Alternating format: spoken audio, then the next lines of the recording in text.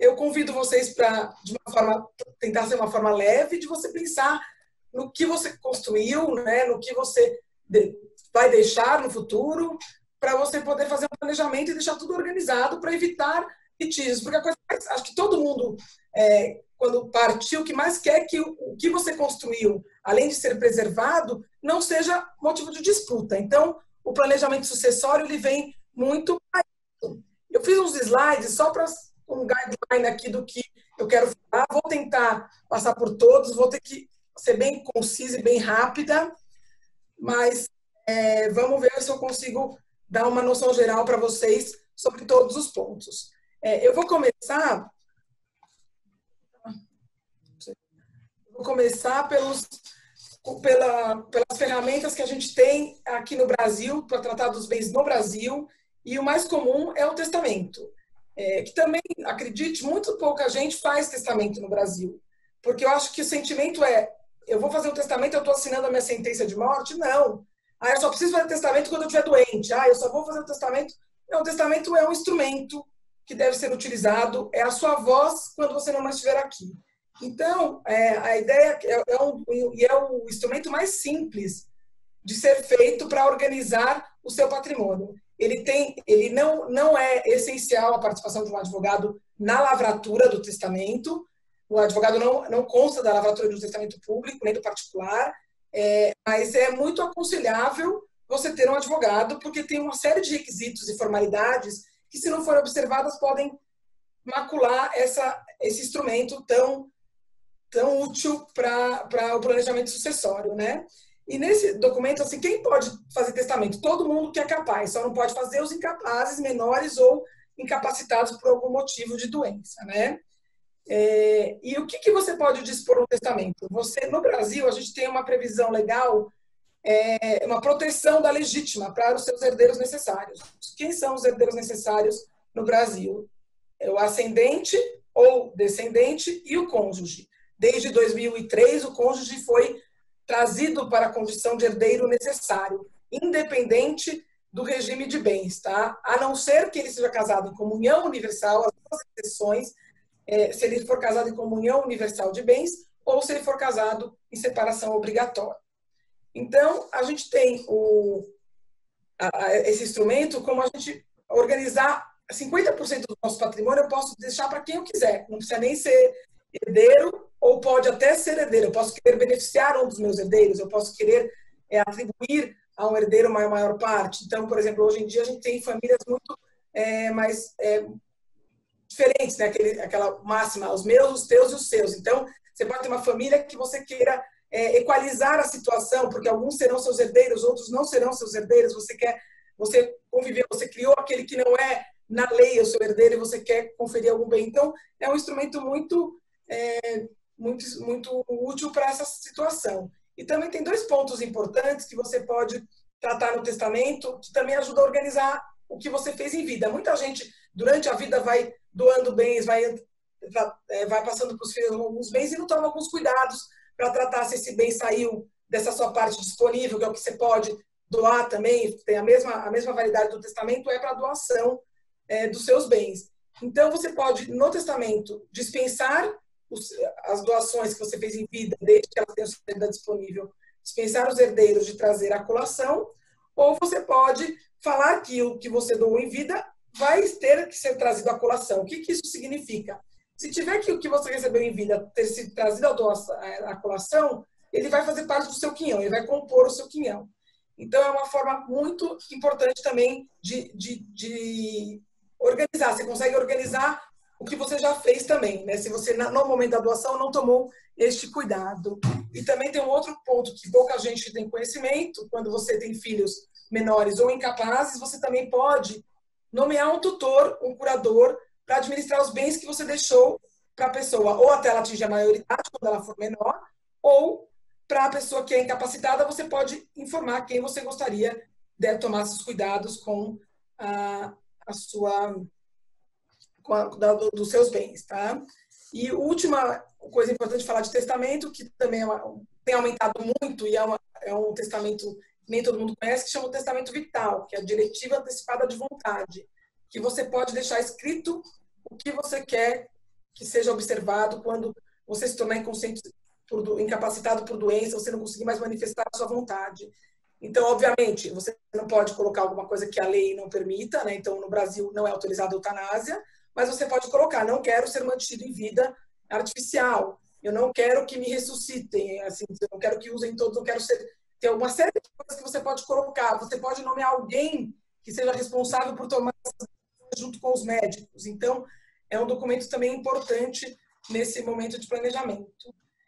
E aí, passado essa forma, que é uma forma que você que tem as suas, você precisa ir, você pode fazer de forma pública, que é no cartório, ou particular. Aí as pessoas têm me perguntado muito, né? Mas, Fernanda, nesse momento de isolamento, como que eu faço para lavrar um testamento? Aqui em São Paulo, os cartórios estão abertos, né? Então, você poderia ir no cartório com as duas testemunhas e lavrar o seu testamento sem nenhum problema. Mas a pessoa pode ter uma pessoa que está em risco, que não quer ir ao cartório, não quer passar por essa situação de isolamento, e ela prefere, então, fazer um particular. Mas, doutor, eu tenho um problema, eu não tenho... Porque no particular são 3 testemunhas, não são só 2. Eu tenho 3 testemunhas que não sejam herdeiros, porque não podem ser, as testemunhas do testamento não podem ser os seus herdeiros. Então, ela fala, como é que eu faço? Então, a gente vai para o artigo 1879 do Código Civil, que ele fala que em circunstâncias excepcionais, e claramente a Covid, o que a gente está passando é uma circunstância excepcional, você pode fazer um testamento de próprio punho e declarar essa circunstância que ele vai ser validado lá na frente. E num projeto de lei que tem, que na verdade até está sendo revisto na área de família, eles falam em gravar também, você gravar o vídeo com as testemunhas e caso depois que passe toda essa situação você não tenha acontecido nada com você, você vai e faz o testamento corretamente, você valida o que você fez nessa forma excepcional. Então, eu acho que do testamento que eu queria falar era isso. Eu vou passar agora para a holding, que na minha visão, é um pouco mais sofisticada do que o testamento. Ela requer um pouco mais de conhecimento. E é importante um ponto que eu não falei no começo da minha apresentação, que o planejamento sucessório é para todos, não é para só quem tem muitos bens, para quem é muito mais velho, para quem está doente, para quem descobriu que tem uma doença que pode levar ao falecimento. É uma organização que você pode fazer durante toda a vida e ir reavaliando e rediscutindo o seu planejamento. Então, assim, não é uma questão só para os mais velhos, os mais abastados. Todo mundo deveria pensar no seu planejamento sucessório como forma de manter aquilo que você construiu após a sua partida, né? Então, as holdings que a gente também usa como instrumento muito, muito importante, ela visa distanciar os litígios das empresas operacionais ou do patrimônio familiar. Então, você pode pôr os bens embaixo de uma empresa ou você pode pôr as próprias empresas em cima de uma holding. Isso tudo é para que você consiga definir umas formas de gestão. Aqui no Brasil, você não tem, por exemplo, trust. Você não pode fazer algumas coisas que a holding permite que você faça dentro de uma estrutura societária. Então, quando você põe os seus bens num guarda-chuva societário, você amplia o leque de opções que você tem para algumas vontades. Então, assim, é uma ótima oportunidade para você conseguir colocar, por exemplo, você acha que uma filha sua tem mais aptidão para administrar um negócio. Então, você pode atribuir a ela umas ações ordinárias que têm maiores, que vai dar o controle das ações. Então, assim, você consegue fazer tailor-made aquilo que você entende mais adequado para o seu patrimônio. Também a doação, que eu já passei um pouco aqui, você pode fazer... Qual que é a diferença da doação e do testamento? A doação e o testamento... a doação você transfere o bem agora, então não é uma coisa que você faz lá na frente, mas você pode reservar o usufruto. Então, você doa e reserva o usufruto, você consegue se manter...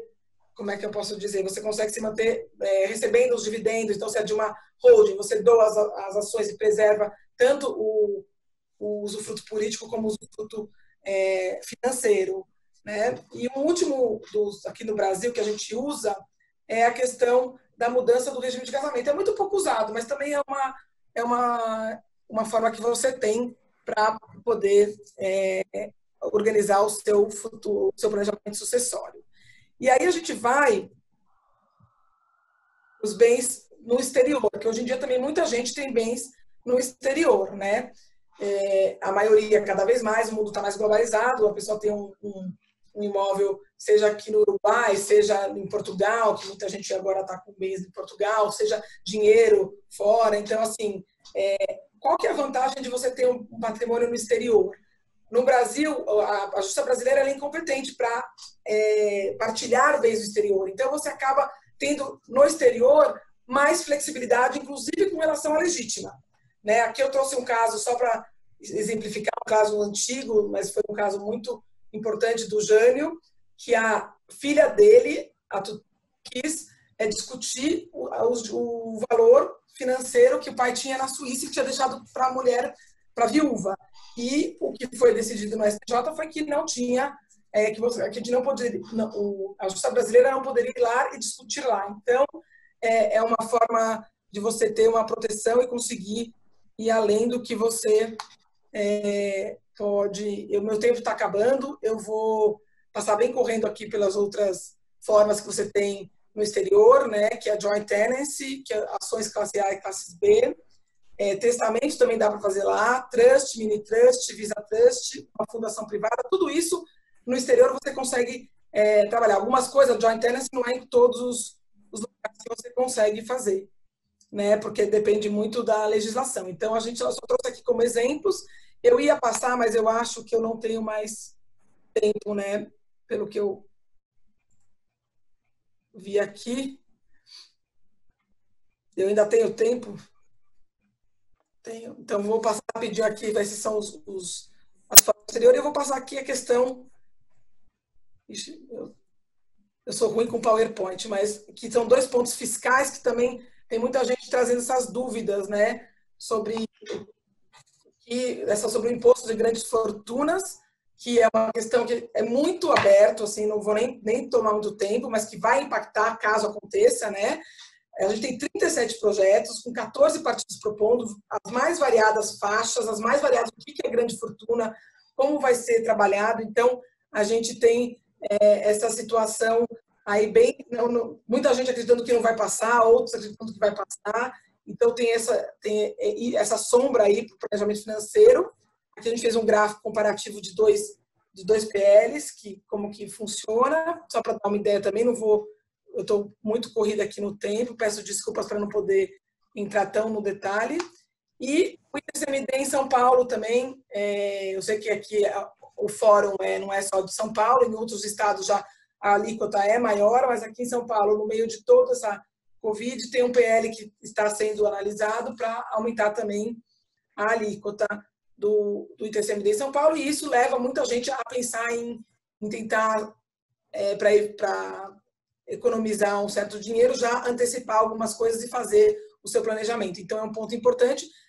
Se não for aprovado, assim, na verdade, eles têm 2 requisitos, a anterioridade, a anuidade e 90 dias também. Então, para valer para 2021, ele tem que ser aprovado até o final deste ano e ele tem que ter 90 dias para entrar em vigor. Então, não precisa sair correndo, ninguém precisa sair, aqui os paulistas, né? Eu estou falando, porque em outros estados já tem alíquotas diferentes dessa. Uma coisa que também é bem bom ficar antenado, porque é importante para evitar que você perca uma oportunidade de ter menos gastos nesse momento. Então, eu vou encerrar correndo. Eu espero que tenha ficado claro. Desculpa, eu acho que depois a gente vai disponibilizar a nossa apresentação para vocês, e aí o nosso e-mail, o nosso contato, qualquer dúvida que tenha ficado, também podem fazer as perguntas que a gente responde. Muito obrigada. Vou passar a palavra agora, acho que é para a Rafaela, não, é para o Moroni, né? Não lembro quem que é. Rafaela agora. Você está no mudo, Rafaela. No mudo. Bom dia a todas e a todos. É um prazer imenso e inenarrável participar da live. Eu e o Moroni, nós, como advogados na área de Direito Penal Econômico e Empresarial, destacamos aqui alguns pontos que nós elencamos onde mais pode eventualmente doer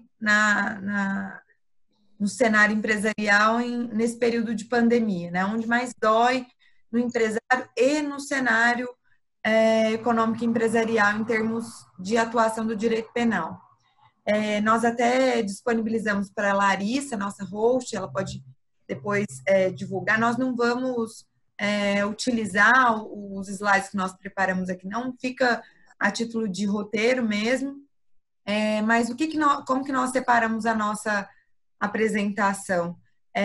Inicialmente, a gente vai falar sobre os crimes relatados na Lei 13.979 de 2020, que é a lei que foi criada para trazer as regras, né, no âmbito federal e que servem de orientação também no âmbito estadual e municipal para a contenção da pandemia da Covid-19. E depois nós vamos tratar aí dos crimes tributários, dos crimes contra a liberdade, a saúde do trabalhador e crimes contra as relações de consumo e economia popular, dentre outros. Então, enfatizando a questão do cenário de pandemia, né, nós temos uma lei federal que dispõe uma série de medidas administrativas, na sua grande maioria, né, de enfrentamento à Covid-19.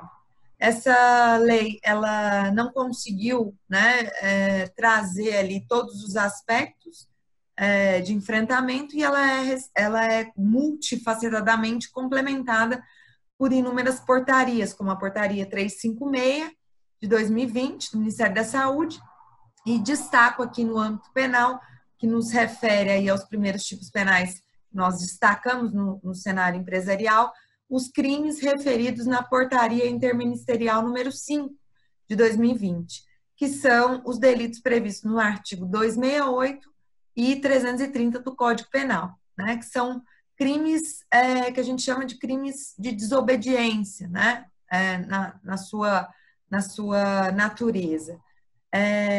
Mas aqui a gente, apenas fazendo a título de comentário, outros crimes não são descartados aqui pela portaria, né, para fins de atuação do direito penal em consonância com outras responsabilidades que também assolam aí o cenário empresarial, responsabilidades administrativa, civil, laboral, consumidora, etc. E o que eu gostaria de destacar em relação a essas questões dos crimes enumerados na portaria interministerial, o 268 e o artigo 330? Os grandes problemas que eu vejo aqui são a questão do artigo 268, que trata de um crime de infringir determinação do poder público destinado a evitar, né, ou aumentar a propagação de doenças. Nós não queremos aqui, de forma alguma, e eu compartilho com o Moroni isso, de diminuir o aspecto, né, de orientações e recomendações, tanto em nível federal, estadual, quanto municipal, que devem ser tomadas para a contenção dessa pandemia. Acho que todos aqui assistem e leem sobre, nós sabemos que o mundo inteiro está preocupado.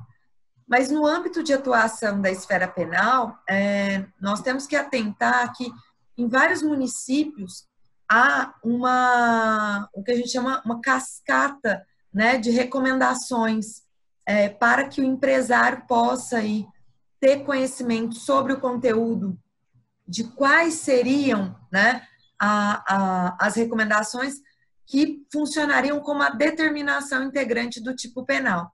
Então, a gente vê de cara o que um professor de direito penal, um dos clássicos, que é o Binding, né?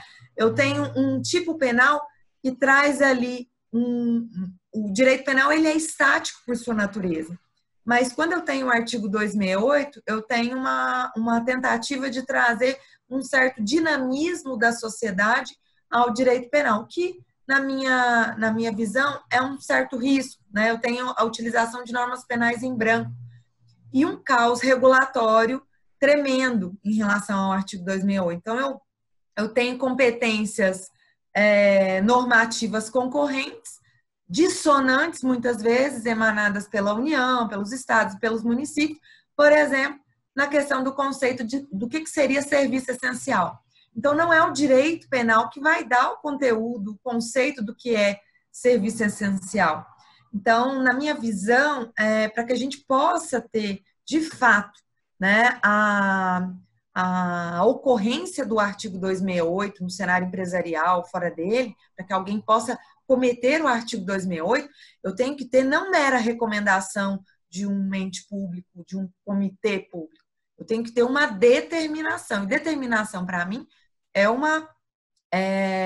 algo que envolve tanto um aspecto objetivo quanto subjetivo a pessoas físicas, porque nesse caso a pessoa jurídica não irá responder por esse delito, mas a pessoas físicas determinadas, né? Porque senão nós estaremos ali utilizando a via, que é a última ratio, que é o direito penal, como prima ratio. Então, não cabe ao direito penal, né, fazer a enunciação de conceitos. Cabe ao direito administrativo e que o empresário, assim que ele recebe uma recomendação, ele busque compartilhar e desenvolver um cenário de compartilhamento dessas informações com seus colaboradores para fins de determinar a máxima difusão dessas informações, mas que, de fato, nós precisamos ter muito cuidado entre uma recomendação, nem sempre é uma determinação para fins do artigo 268. E o artigo 330 do Código Penal é a mesma coisa, né? O artigo 330, ele é um crime subsidiário, de pouca aplicabilidade quando eu tenho uma série de outros delitos mais específicos, que é um crime de desobedecer ordem legal de funcionário público. Então, mais uma vez, eu tenho que ter uma ordem previamente definida, direcionada a pessoas físicas de forma direta. E aí eu tenho nesse cenário a possibilidade de teses, por exemplo, para eventuais situações em que empresários ou mesmo colaboradores sejam tipificados no artigo 268 ou 330 por estarem descumprindo ali as medidas administrativas descritas na Lei 13.979, por exemplo, né, no caso de isolamento para pessoas contaminadas ou elementos relacionados a bagagens, mercadorias.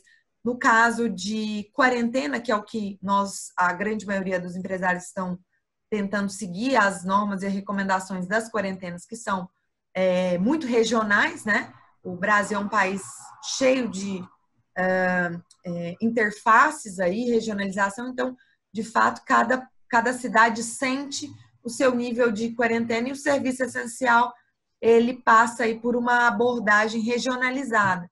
Então, a quarentena, enquanto medida aqui prevista no artigo 3º, artigo 2º e artigo 3º da Lei 13.979, que complementa tanto o tipo penal do artigo 268 quanto o artigo 330, traz a restrição de atividades ou de separação de pessoas suspeitas. Então, essas questões relacionadas à quarentena, elas têm que ser bem observadas em nível, né, da recomendação, mas em nível de determinação expressa e direcionada a determinados setores ou atividades, para que ela possa complementar o tipo penal. Senão, nós vamos ter uma série de erro de tipo e erro de proibição. E aí eu passo a palavra ao meu colega Moroni para tratar de outro ponto que dói muito nos empresários.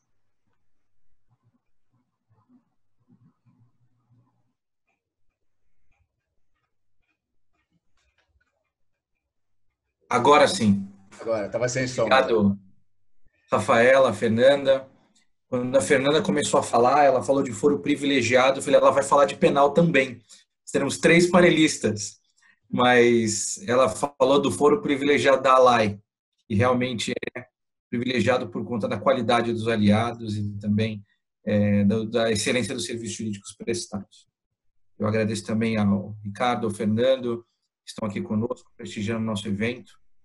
E queria, né, continuar, né, nessa preocupações do empresariado, especialmente nesse período de Covid, e algo que tem sido muito comentado, e eu acho que é uma preocupação de todos, o que o judiciário vai falar a respeito dos tributos que eventualmente não sejam recolhidos por conta dessa crise.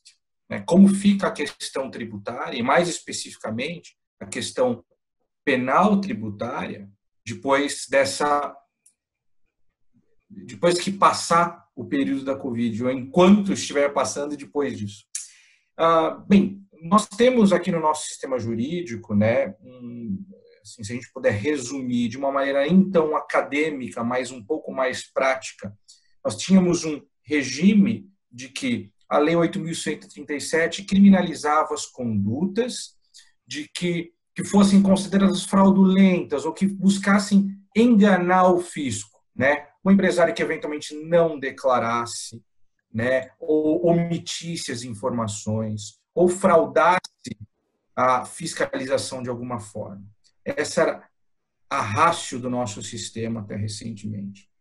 Essas condutas todas estão descritas no artigo 1º da Lei 8.137, que traz os crimes contra a ordem tributária. Não é um crime, vamos dizer, de menor potencial ofensivo, ou seja, não é um crime que se resolva com um simples pagamento de cesta básica, né, na preocupação do empresariado, né, são penas de 2 a 5 anos, além da multa combinada. Entretanto, o STJ e depois o STF se debruçaram mais sobre essa questão e especificamente em relação ao ICMS próprio. O STJ havia julgado um habeas corpus tirado contra uma decisão do Tribunal de Justiça de Santa Catarina, em que o Tribunal de Justiça revisava uma decisão dada por um juiz de primeira instância, e naquele momento o juiz de primeira instância dizia, olha, existe aqui um caso em que o sujeito declarou o ICMS próprio, mas não pagou. Isto não constitui crime, portanto, a ação penal não pode seguir. O tribunal, ele vem e muda a decisão de primeira instância. Falou assim, não, pode sim. Aqui que existe, na verdade, uma apropriação tributária, porque o ICMS próprio, por ser um tributo indireto, você simplesmente desconta ou cobra isso do consumidor final, mas esse dinheiro não pertence a você, o empresário, mas simplesmente pertence ao fisco. Então, em tese, pode sim haver a apropriação. STJ vem, confirma a decisão, ministro Rogério Schietti, relator da matéria, muito discutida, e em dezembro de 2019, vem o STF e também confirma a decisão do STJ. Os termos todos do acordo, a gente não tem porque o acordo não foi publicado até agora, mas nós podemos falar, eventualmente, da decisão, e ela vem, firma-se o seguinte entendimento: o contribuinte que de forma contumaz e com dolo de apropriação deixa de recolher o ICMS cobrado do adquirente da mercadoria ou serviço e incide no tipo penal do artigo 2º, inciso 2º, da Lei 8.137. Então, vem o Supremo e diz, olha, tem que ter dolo, tem que ter intenção e tem de ser de forma contumaz. Se ocorrer dessa forma, você pode ser processado pelo crime de sonegação fiscal, mesmo que tenha declarado isso. Isso pode fazer surgir entre o empresário uma série de perguntas. Bem, então, eu achava que se eu declarasse, eu simplesmente teria uma dívida de valor para com o fisco no futuro, mas não seria processado criminalmente. Isso se aplica a todos os delitos, ou todos os tributos, ou somente ao ICMS? Mas, nesses tempos de crise, o que pode acontecer? Eu não tenho dinheiro, não tenho caixa para recolher. Ou eu recolho o imposto, o tributo, ou eu continuo com a minha atividade econômica. Essas são algumas das questões, talvez, que podem ser colocadas para o empresariado, né? E aí nós pretendemos tratar de forma até superficial algumas delas aqui. Mas vejam bem, se eu pudesse dar uma recomendação aos empresários aqui, entre escolher declarar e não declarar, declarar é sempre o melhor caminho. você demonstra desde já boa-fé. Né? As penas para quem declara que não paga são menores do que as penas para quem não declara ou omite essas informações. Né? Então, isso também acho que é algo, um benefício, por assim dizer. Agora, comete crime o empresário que realmente não tem como pagar e ele tem de escolher ou paga o fisco ou continua com a atividade econômica, ou seja, não demito, continua fazendo com que as pessoas recebam seus salários. Bem, essa tese, né, e a gente fala de uma tese chamada de inexigibilidade de conduta diversa, ou seja, não se pode exigir do empresário outra conduta que não seja a de pagar os seus fornecedores, pagar os seus empregados ao invés do fisco. Essa conduta, existem várias decisões aplicadas a isso, especialmente nos casos de apropriação indébita previdenciária. É o crime do artigo 168A do Código Penal, sonegação de contribuição previdenciária também do artigo 337A do Código Penal. Que são delitos em que, né, o 68A é clássico, né, o empregador desconta do empregado na folha o INSS e não repassa. Aí, o empregador que fala assim, olha, na verdade esse dinheiro nunca entrou para mim, esse desconto foi fictício, eu nunca tive esse dinheiro em caixa. Isso aqui eu não tinha como pagar. Os tribunais têm dado. Não é unânime, é uma tese ainda controversa, porque é de difícil prova, muitas vezes, mas é possível que isso aconteça. Então, poderíamos falar, olha, é inexigível a conduta, tem de ser uma matéria extensa, tem de provar, tem que fazer com que esses elementos sejam muito claros, tem de haver uma distribuição de atribuições dentro da empresa, de modo que não todo o corpo diretivo seja penalizado por isso, mas somente as pessoas que efetivamente têm um poder de decisão quanto ao recolhimento de tributos. Isso é uma questão importante. Mas agora, e nós temos visto que depois da crise de 2008, né, os tribunais vêm aplicando esse entendimento. Agora, se coloca uma nova situação. Em janeiro entrou em vigor o pacote anticrime, né, como foi chamado pela mídia, em que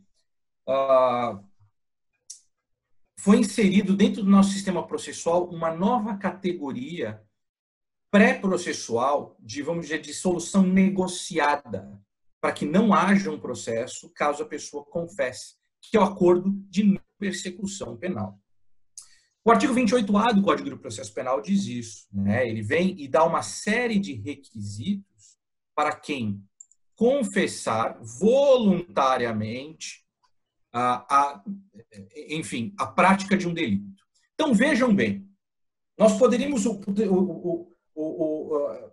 ele pode fazer um acordo, o Ministério Público fala assim, olha, eu não vou te denunciar, ou seja, não vou fazer uma acusação criminal contra você.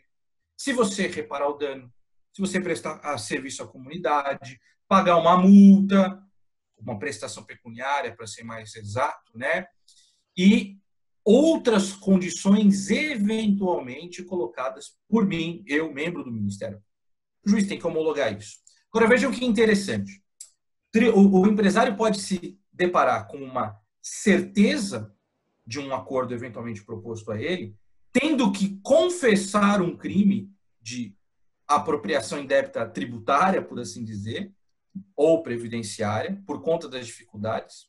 Mas, se ele se sujeita ao processo penal, num processo longo, custoso, demorado, ele pode ser absolvido, não é absolvido, enfim, mas o termo técnico não é esse, mas ele pode se livrar, vamos dizer assim, de uma acusação, de uma condenação, se ele provar que ele tiver, que a conduta dele foi pautada pela falta absoluta de recursos. Ele não distribuiu lucro, ele não investiu, ele simplesmente fez o negócio dele. Essa vai ser um dilema. E eu digo que vai ser um dilema porque isso é muito recente, né? Nós não temos histórico de como o Ministério Público vai tratar essa questão. A lei trata, inclusive, o assunto como uma faculdade ao Ministério Público. O Ministério pode ou não oferecer esse tipo de acordo. No meu entendimento, é uma obrigação do Ministério Público, não é facultativo, é um direito do acusado, no caso, ou do investigado, porque não é acusado formalmente ainda, nesse caso. Então, eu acredito que essas novas questões vão se colocar. Dependendo do caso, vai ser melhor ir para um acordo de não persecução penal. Dependendo do caso, quando as provas forem muito fartas, talvez seja melhor se submeter a uma ação penal, para que no curso dela se prove que não havia recurso. Sei que nós estamos com tempo curto, então eu vou abreviar a minha fala e passar de volta o tempo para a Rafaela. Está sem som. Aí. Bom, o que o Moroni colocou é uma das coisas que a gente elencou que mais doem aí no empresário, que mais nós estamos recebendo aí mais consultoria nesse aspecto, mas também nessas recomendações que as empresas estão recebendo em algumas cidades, como aqui em Uberlândia, do Ministério Público Federal, Estadual e Ministério Público do Trabalho, preocupa-se também com a questão da saúde do trabalhador, né? E em relação à questão dos crimes nas relações de trabalho e contra a saúde do trabalhador, a gente sabe que a consolidação das leis do trabalho, elas trazem condições de segurança e de salubridade, além de outras condições tendentes a assegurar o conforto do trabalhador. O isolamento, a gente tem visto que é a medida que mais vem sendo adotada pela maioria dos patrões, né, com o regime de home office. Porém, quando não é possível atender ao sistema do trabalho em casa, o empregador ele tem que disponibilizar os equipamentos de proteção individual, luvas, máscaras, álcool gel, necessários para a ocasião, sob pena até de ensejar rescisão indireta, né, no âmbito laboral. E o empregado que se recusa a usar esses equipamentos de proteção individual, ele pode ser punido no âmbito laboral com advertência, suspensão. Agora, no âmbito criminal, nós temos aí a referência de alguns crimes relacionados a essa questão da liberdade do trabalhador. Obrigar o trabalhador a frequentar um determinado estabelecimento sem os EPIs, né? Mediante violência ou grave ameaça, nós temos aí a configuração do artigo 197, inciso 1 do Código Penal. Então, é um crime muito importante de se atentar nos aspectos laborais. E também os artigos 131 e 132 do Código Penal, né, que são crimes de periclitação da vida e da saúde de qualquer pessoa, não só de empregados. Então, expor a perigo de doença ou qualquer perigo à saúde, no caso, né, de contaminação por alguma doença, no caso a Covid-19, são infrações que podem estar sujeitas. Mas lembrando aqui que os crimes que eu tratei anteriormente, né, o 268, o artigo 330, que são crimes de desobediência, não só aplicáveis aos empregadores e empregados, mas a quaisquer de nós, pessoas, eles são infrações de menor potencial ofensivo ou infrações que ensejam a competência dos juizados especiais criminais, né, as chamadas pequenas causas. Então, esses crimes, eles são infrações que vão ensejar, no máximo, um termo circunstanciado de ocorrência, né, o pagamento de alguma prestação pecuniária por meio da transação penal, mas a gente, no que tange aos aspectos laborais, acreditamos que o trabalho preventivo, né, e de termos compartilhados de responsabilidade do empregado com o empregador permitem aí a prevenção em nível de conformidade, em nível de compliance dessas condutas. E lembrando também que o direito penal é a última ratio, né? Então, a gente tem outras searas aí do direito para resolver. E os outros delitos que a gente separou aqui, que também podem doer no cenário empresarial, são os crimes contra as relações de consumo e crimes contra a economia popular. A gente destacou aqui a questão da abusividade de preços, né? Então, práticas de alta ou alteração artificiosa de preços é previsto no artigo 3º, inciso 4º da Lei de Economia Popular, que é a Lei 1521 de 51, e o artigo 4º-B dessa mesma lei também né, as práticas de preços abusivos. O que a gente orienta é que, lógico, uma crítica, né, a esses tipos penais são crimes contra a economia popular, ou seja, né, tem que afetar não um cenário local específico, tem que haver, para fins de tipificação dessas condutas, um dano de uma proporção maior, né, comunitária ou até mesmo regional, nacional, para a gente ter, de fato, a violação aos interesses da economia popular.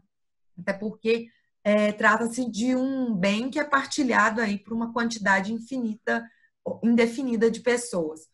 Agora, os crimes arrolados no Código de Defesa do Consumidor, já que muitos estabelecimentos têm que disponibilizar esse código aos seus, aos seus clientes, né, ao seu público, pode ser questionado ali dois tipos penais que devem ser também objeto de prevenção, que são os artigos 66, né, de fazer afirmação falsa ou enganosa nesse período principalmente, e propagandas enganosas, né, no artigo 68 da Lei 8.078, Código de Defesa do Consumidor. Nós estamos vendo uma série de produtos, né, sendo lançados ali, de divulgações, às vezes até em fake news, de que vão prevenir a contaminação da Covid-19. Então, técnicas mirabolantes. Nas epidemias anteriores, o Brasil se preocupava muito com o charlatanismo, né, que ainda é um crime, práticas ilegais, exercícios ilegais da medicina, mas hoje, num cenário econômico, empresarial, a gente tem visto aí a crise que nos assola e a tentativa de, muitas vezes, oferecer, às vezes até com boas intenções, né, oferecer alguns produtos que possam ali prevenir alguns quadros infecto-contagiosos ou diminuir ali a propagação da doença. Se eles não têm, né, aprovação pela Anvisa, se não tem definição científica da capacidade técnica desse produto, o empresário pode responder até por um crime hediondo, né? Quando ele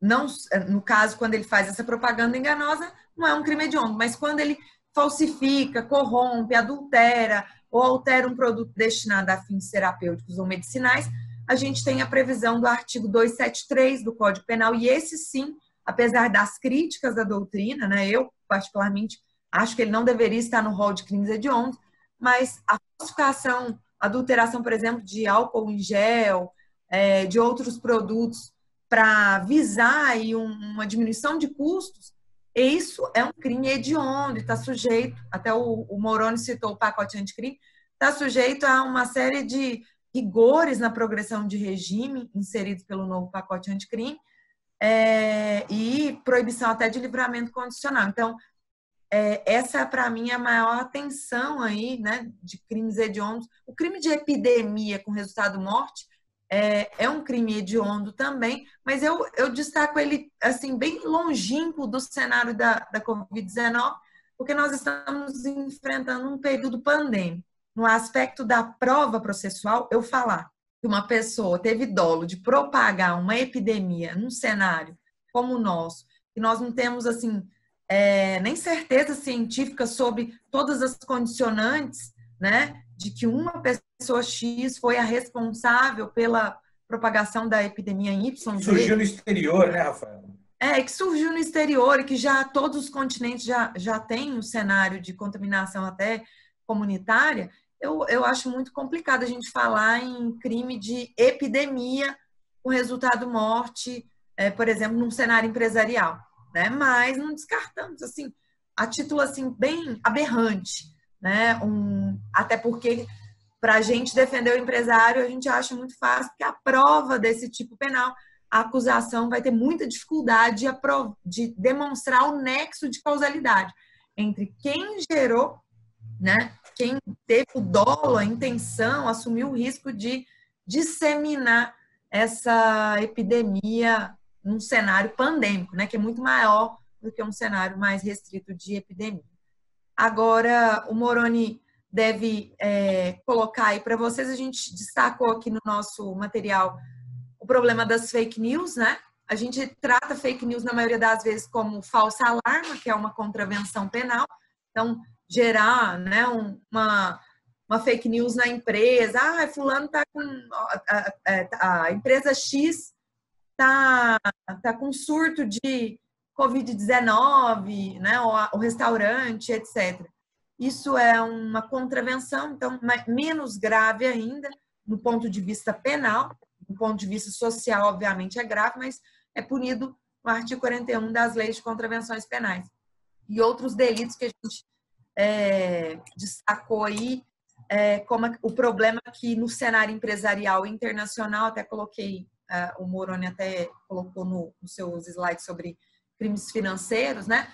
Os cybercrimes nesse período, né? Então, as tentativas de phishing, malwares, e-mails suspeitos, acabam por gerar portas de entrada aí para uma série de problemas, né, de uma monta econômica astronômica nas empresas, que são cybercrimes, né, no cenário econômico, contábil e financeiro nas empresas. Eu agradeço a atenção, vou passar a palavra ao meu colega Moroni para que até a gente ter aí as perguntas, para que ele faça outras considerações pertinentes. Obrigado, Rafaela. Eu acho que, até puxando um assunto trazido pela Fernanda em relação ao que os bens no exterior, que eventualmente venham ser objeto de deliberação também, né, de partilha, esse tipo de coisa, acho que é importante que, ainda que a justiça brasileira, como ela nos disse, né, talvez não tenha competência para decidir quanto a eles, né, mas quem os tem, quem os recebe, tem a obrigação de declará-los. Caso não faça, comete o crime de evasão de divisas, né? Sim, um crime não. grave, pena de até 6 anos, né? Então, acho que essa é um ponto em que nós nos encontramos aí, o direito sucessório, o direito penal, né? Na época da repatriação se discutiu muito acerca disso, né? Eu queria só, me veio à mente também essa preocupação, né? Mas acho que... Não, acho que hoje, né, Moroni, a questão do CTB no exterior, antigamente é coisa de offshore, essa coisa era meio não legal. Depois da repatriação, é isso, tudo tem que vir, né? Aí tem a discussão do ITCMD, que eu nem consegui entrar, mas é isso, porque no Rio, por exemplo, a lei que não foi considerada inconstitucional, a lei do ITCMD de bens de fora. Aqui em São Paulo, ela foi considerada institucional. O STF não se posicionou. Então, a gente tem uma situação, né, para prevenir isso. Então, se você recebeu uma herança de fora, você tem que ou não recolher o ITCMD. Né? Como é que você vai fazer para não ter um risco? Você vai trazer para o seu IR. E independente disso, você tem que declarar, né? Ou seja, exato, você vai recolher. Vai vir é outra coisa. Mas tem que declarar, são, acho que, questões importantes e interessantes que devem ser colocadas, né?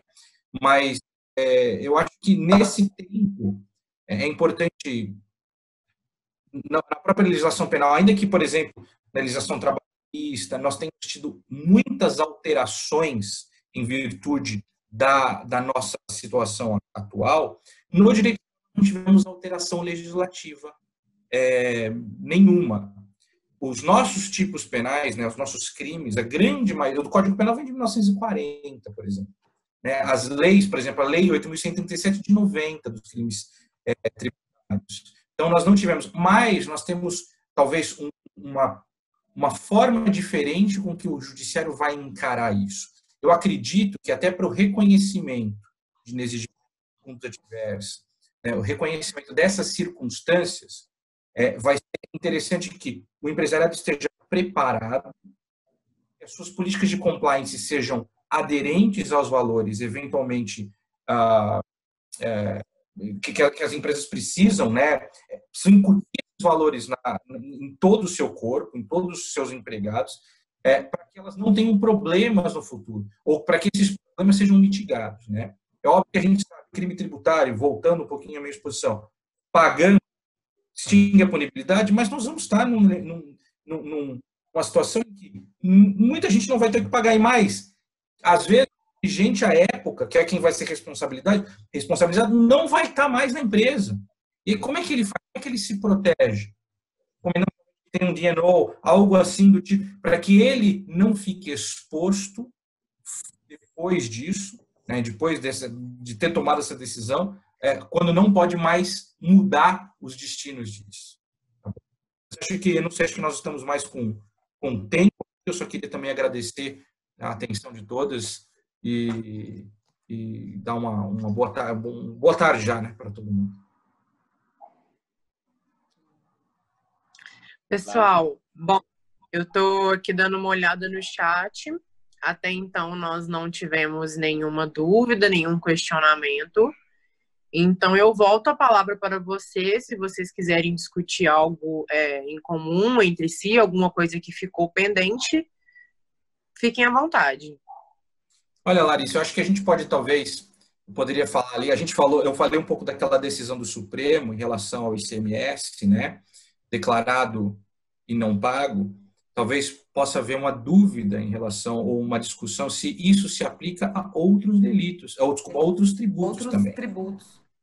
Ainda o Supremo, né, pelo que nós temos até agora da decisão, se manifesta especificamente em relação ao ICMS.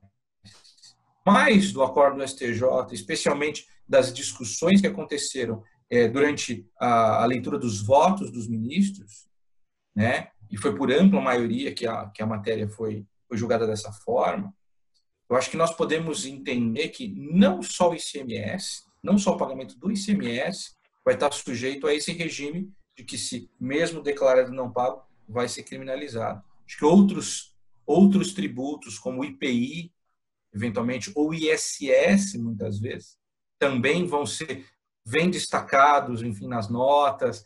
Então, acho que a gente tem ainda que o Supremo não tenha se debruçado sobre isso, muito provavelmente, eu acho que se o assunto chegar ao Supremo, acho que vai chegar ao Supremo, ele vai alargar essas hipóteses. Até porque nós vivemos em tempos em que se busca o direito penal para tentar arrumar tudo que está errado na sociedade. Então, o Estado precisa arrecadar, usa o direito penal. O ideal, obviamente, que o direito penal fosse usado como o última ratio, né? Como a última medida para que se possa fazer com que alguém cumpra, né, um determinado comando legal. Nós não vemos isso muitas vezes, né? Então, eu acho que a minha percepção é que isso vai ser expandido para outros. E, num contexto de reforma tributária que foi abortada, né, enfim, ou pelo menos suspensa a discussão por conta de tudo isso, talvez valeria a pena, e nós não temos visto isso, também discutir sistemas como de outros países que escolheram não criminalizar as condutas do recolhimento de tributo, mas simplesmente tratá-las no âmbito administrativo. Acho que, ao retomarmos, e acho que a gente tem que pensar nisso também, retomar a vida pós-Covid, acho que a maioria de nós estará vivo para contar a história, espero estarmos, que nós também possamos incluir essa discussão dentro da reforma tributária, acho que nós possamos fazer um sistema mais coeso e menos esquizofrênico, por assim dizer. Eu concordo com o Moroni.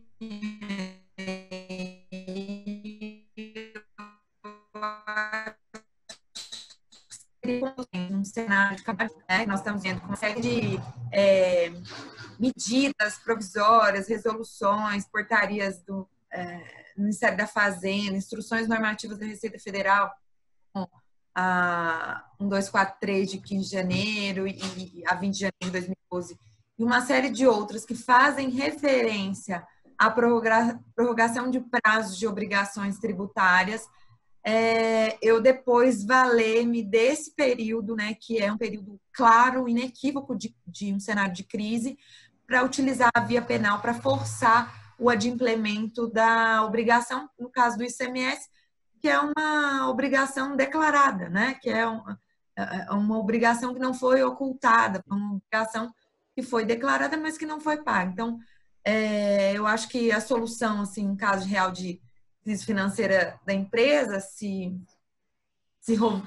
resolveria, por exemplo, ao que tudo indica, pela ausência, no caso penal, né, do fim especial de agir. Então, o dolo de se apropriar do tributo não pago, nesse caso, se a gente tiver dificuldades financeiras extremas, documentadas, né? E por isso a consultoria empresarial especializada, ela pode auxiliar nessa documentação, nesse dossiê do período de crise, né, do plano de contingência de crise, para documentar todas essas dificuldades financeiras, as medidas que foram tomadas, né, a ausência de distribuição de lucros ou retirada dos sócios, que é uma questão muito importante, né, para além das questões de verbas alimentares, a impossibilidade, por exemplo, de converter ativos imobilizados, passíveis de gerar fluxo de caixa, aporte de valores dos sócios na empresa, dentre outras possibilidades probatórias. Então, eu acredito que nesse período não é deixar o barco correr, é promover um plano de contingência, é documentar todas as decisões que os dirigentes empresariais, juntamente com suas equipes técnicas de contabilidade, auditoria, fizeram para deixar isso muito bem registrado, se for o caso, futuramente utilizar para uma inexigibilidade de conduta diversa ou para uma ausência de dolo no caso do inadimplemento do ICMS declarado. Eu acho, Rafaela, que isso também vai auxiliar não só para a configuração da inexigibilidade de conduta diversa, mas se ela não for suficiente para isso, mas vai ser muito interessante até para negociar um acordo de não persecução penal. Aquilo que você colocou de boa fé, né? Olha, eu declaro, eu já demonstro uma boa fé. Para que o direito penal, né, vai intervir se o direito se é uma questão de dívida, né? Então vamos trabalhar aí o direito tributário administrativo sancionador. Exatamente, esse acordo ele pode ser feito em condições mais favoráveis à medida em que você já apresente elementos para o Ministério Público que, se não conseguiu reunir todas as provas de inexigibilidade de conduta diversa, mas pelo menos grande parte para que as condições, que a gente não sabe quais serão, ninguém sabe, por exemplo, se vai trazer a Fazenda ou a Secretaria de Fazenda, a Receita Federal, para sentar junto, porque assim, é tributo. O Ministério Público pode fazer um acordo quanto a isso? Não pode? Nós temos muitas dúvidas quanto a isso, né? Então, ele precisa integrar esse ANPP, né, que é o termo que a gente fala de acordo de não persecução penal, um pacote anticrime, ele precisa chamar, né, os destinatários desse, até para dar uma transparência, né, o Ministério Público fazer ali, depois ele informa a Fazenda que arrecadou. Eu não acho digno de transparência. Acredito que um bom advogado ele vai solicitar oficiar a Fazenda Estadual, a Fazenda Nacional, existem uma série de possibilidades de negociação com a Fazenda Pública Federal, Nacional e até negócios jurídicos processuais com a Fazenda Pública Estadual. Às vezes seria o caso até de não o acordo de não persecução pura e simplesmente, mas uma condicionante até para continuação dessas investigações, né? Então, esperar a via administrativa, o esgotamento dela, acho que é de suma importância, e o advogado deve brigar pela empresa nesse sentido, né? Para que as instâncias prévias ao direito penal sejam esgotadas, né? E que o direito penal não seja utilizado como arma para, como a gente tem visto aí, para arrecadar valores para a administração pública. Eu não sou muito otimista. Eu acho que o direito penal vai ser utilizado cada vez mais, mas eu acho que essa dificuldade de se trazer todos para a mesa de negociação, ela já surgiu nos acordos de leniência, nos acordos de colaboração premiada, eventualmente. Então, é uma dor que já temos passado, né, em outros casos. Eu acredito que ela também vai acontecer agora, especialmente nesse primeiro período. E nós nem temos muito histórico. Nós já temos visto, por exemplo, alguns casos no Paraná, em São Paulo também, se não me engano, em denúncias que já foram oferecidas, o juízo abre a possibilidade de um acordo de não persecução, uma espécie de retirada da denúncia, não existe previsão legal para isso, para que se possam propor condições para que não haja mais ação penal, ou seja, fazer desaparecer uma ação penal. Eu acho que o Ministério Público, em muitos casos, vai estar disposto a negociar.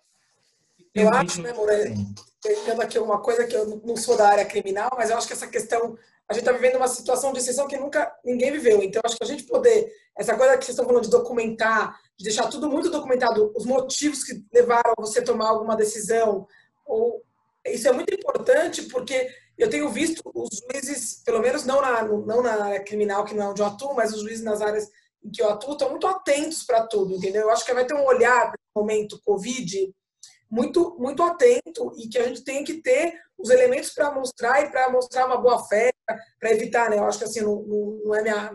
Não sou Até, Fernanda, que é um ponto da sua área que é muito importante nesse período, planejamento sucessório, a lavagem de dinheiro, né? Então, às vezes eu tento ali, ou crimes de gestão,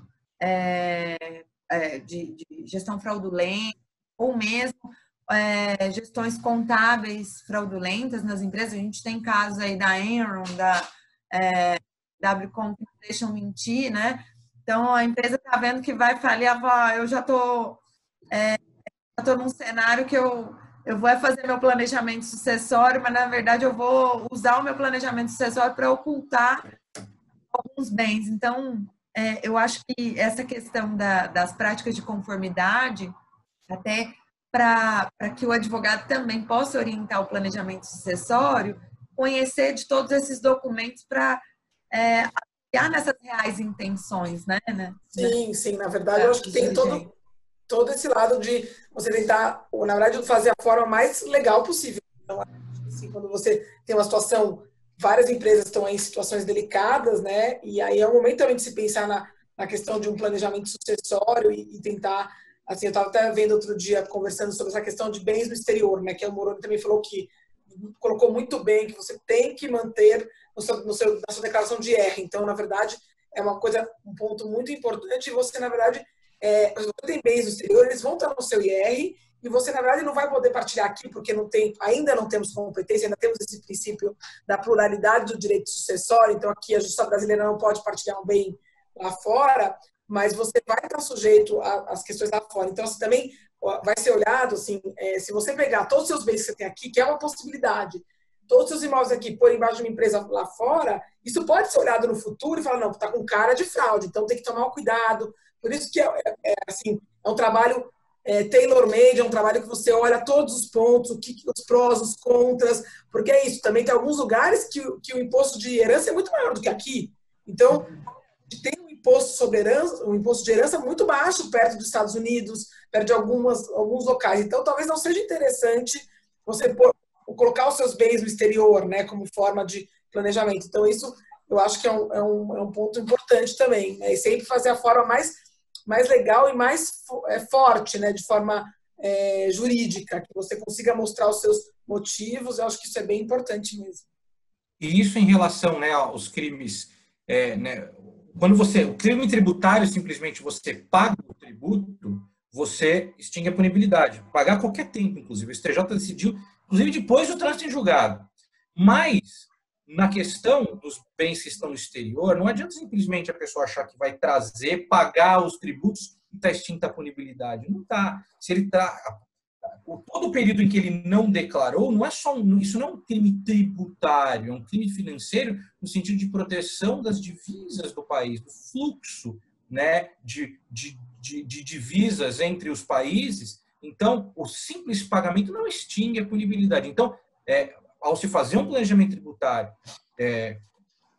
tem de ter isso em vista. Ou seja, por isso que foi tão importante o período de repatriação. Alguns países até não usam uma janela como a nossa, muito estreita, né? Os Estados Unidos, se não me engano, tiveram o programa deles por 6 ou 7 anos aberto, né? Esse programa foi muito extenso. Foi muito pequena, né? Exatamente. Mas tem que se ver as formas com que se faz. Além disso, tem cada vez mais havido cooperação entre as receitas dos países, entre o sistema bancário de vários países com os Estados Unidos, que hoje estão mais integrados ao nosso sistema. Então, tudo isso tem que ser levado em consideração na hora de se pensar efetivamente o que se fazer com o patrimônio que está lá fora, especialmente no declarado. Até porque a gente tem visto uma série de denunciações aí, né, nesse clamor de denunciar empresário, dar mais ibope, né, político, empresário.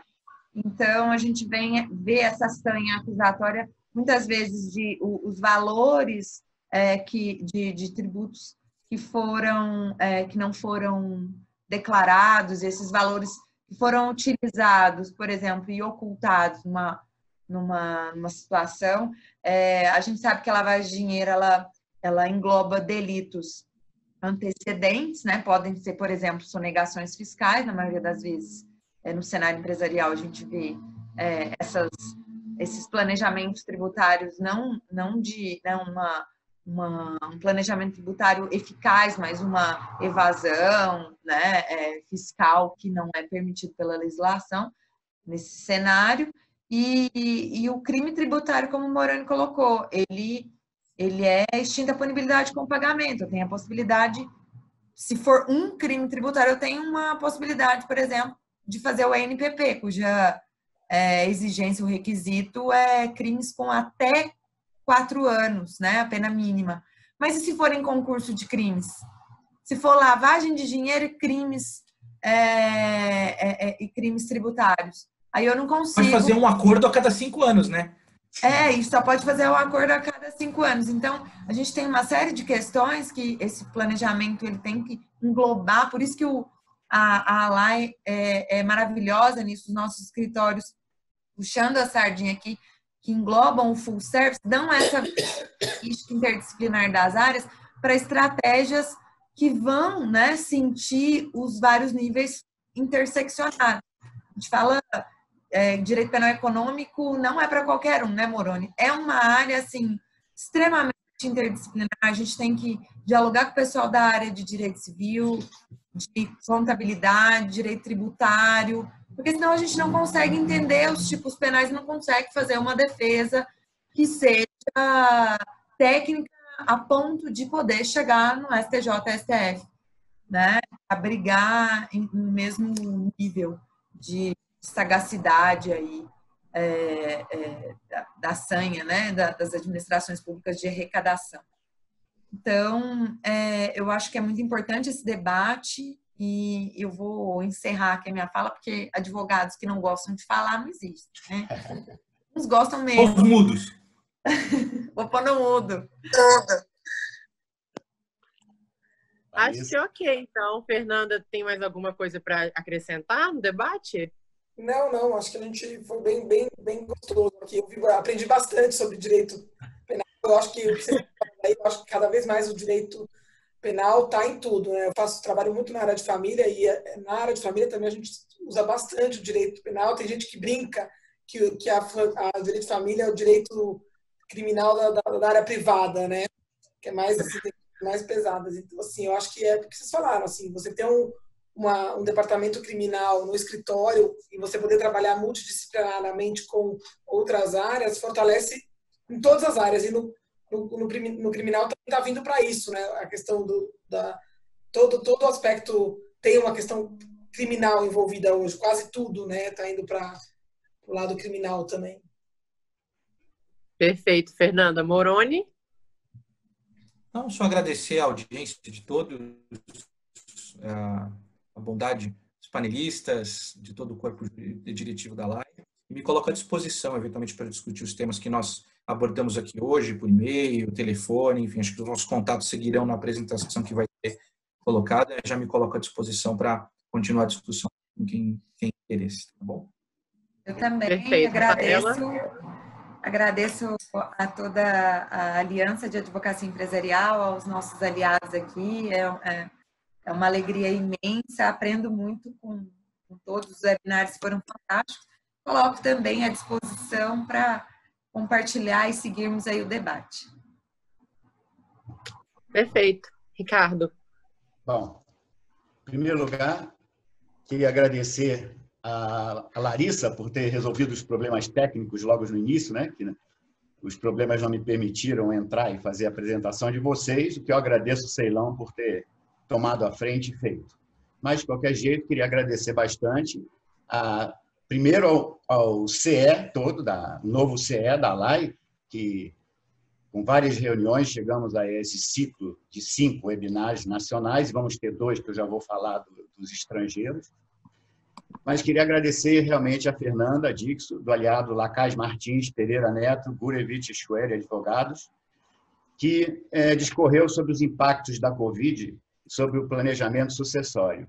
Obrigado, Fernanda, que muitos podem não saber, a nossa querida ex-presidente. Depois, agradecer também a Rafaela Cardoso, do nosso aliado Romano Donadel, de Uberlândia, e o Moroni Costa, do nosso aliado Bichara Advogados, que discorreram e esclareceram sobre os impactos da Covid-19 no direito penal, econômico e empresarial. Eu acho que esse nosso 5º webinar foi mais uma aula, e por isso eu acho que a gente fechou com chave de ouro, né? Queria agradecer vocês todos, aos aliados, ao CE, e aqui o que nós resolvemos essa semana, que os webinários do dia 11 de maio e 13 de maio, 11 de maio serão, aliás, os dois terão o mesmo tema, panorama laboral frente ao Covid-19 e o regresso ao trabalho nos países da América do Sul.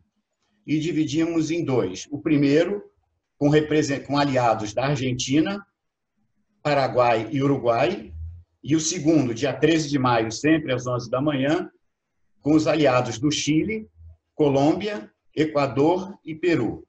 Então, mais uma vez, queria agradecer a presença de vocês e de todos os participantes que prestigiam a LAI, como sempre. Obrigado. Obrigada, pessoal. Boa tarde. Boa tarde. Boa tarde. Tchau, tchau.